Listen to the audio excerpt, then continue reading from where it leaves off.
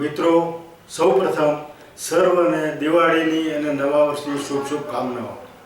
આજે મને મારા જીવનની અંદર દિવાળીની મહાનમાં મહાન ગિફ્ટ મળી છે અને ખરેખર આઈ એમ વેરી હેપી.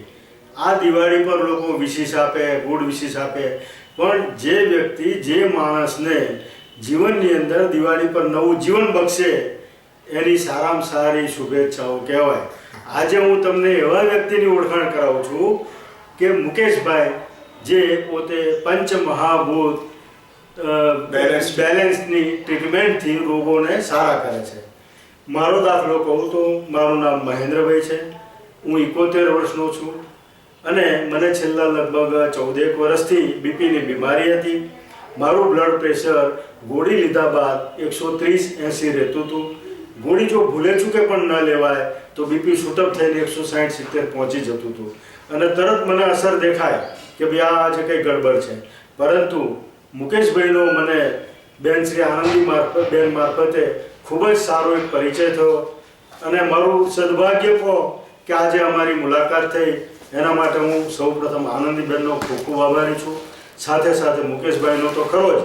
મુકેશભાઈએ મને જે 2-3 ટ્રીટમેન્ટ આપી એનાથી મારું બીપી આજે 15 જ મિનિટમાં, માત્ર ને માત્ર 15 મિનિટમાં નોર્મલ થઈ ગયું છે.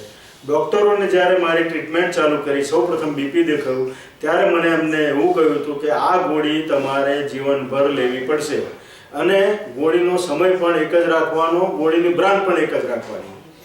આપણે એને અપનાવી લીધું કે ભાઈ ચલો ડૉક્ટર તો ભગવાન છે એમ સમજીને અપનાવી લીધું અને ગોળીઓ લેતો રહ્યો અને એને કારણે મને થોડી સાઈડ ઇફેક્ટો થવા માંડી. પરંતુ આજે મારું નસીબ કે મુકેશભાઈનો ભેટો થયો અને મુકેશભાઈએ પંચમહાભૂત બેલેન્સિંગ પદ્ધતિથી મને એવી ટ્રીટમેન્ટ કરી કે જેને કારણે મારું બીપી બિલકુલ નોર્મલ થઈ ગયું.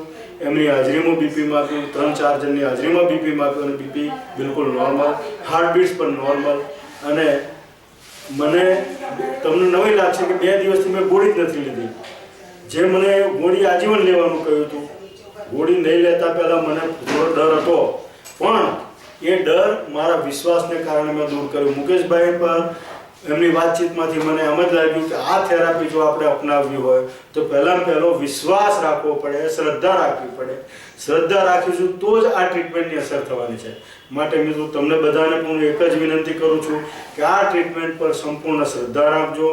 અને મુકેશભાઈ જો ભગવાન સિવાય કોઈ પણ ભગવાનનો દરજ્જો લઈ શકે એમ નથી, પરંતુ આ કળિયુગની અંદર મુકેશભાઈ જેવા ભગવાન સ્વરૂપે ટ્રીટમેન્ટ કરવાવાળા માણસો મળી આવે છે અને એના માટે આનંદીબેન જેવા મીડિયેટરો પણ મળી જાય છે કે જેથી કરીને લોકોને વગર દવાએ, વગર ગોળીઓએ રોગમાંથી કેમ મુક્ત થવું, આજીવન દવા કેમ છૂટવી.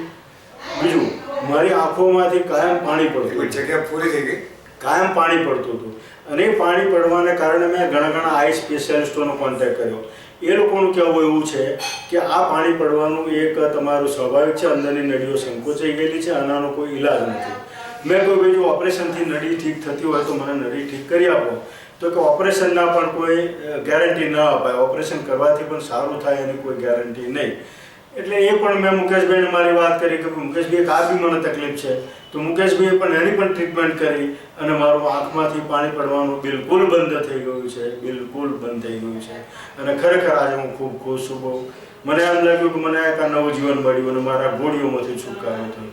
ભગવાન આવી રીતે તમને દરેકને પણ જેવા મારા જેવા રોગી માણસો છે એમને મુકેશભાઈનો કોન્ટેક્ટ થાય, મુકેશભાઈની સલાહ લે, ટ્રીટમેન્ટ લે અને રોગમુક્ત થાય અને દવાઓમાંથી છુટકારો પામે તેવી શુભકામનાઓ સાથે મુકેશભાઈનો ખૂબ ખૂબ આભાર માનું છું. મુકેશભાઈ મારી સાથે જ છે.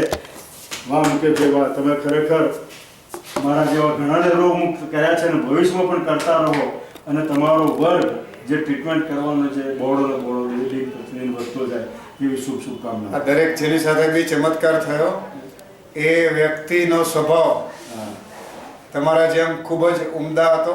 સાચા શબ્દોમાં કોઈ એ લોકો જીનિયસ હતા અને ઈશ્વરે રાખેલી વ્યવસ્થા અને એમના વિશ્વાસની જ જીત હોય છે. હું તો બહુ નાનો માણસ છું, મને ઈશ્વરે જે કામ સોંપ્યું પૂરી નીતિ અને નિષ્ઠાથી કરું છું. Thank you very much.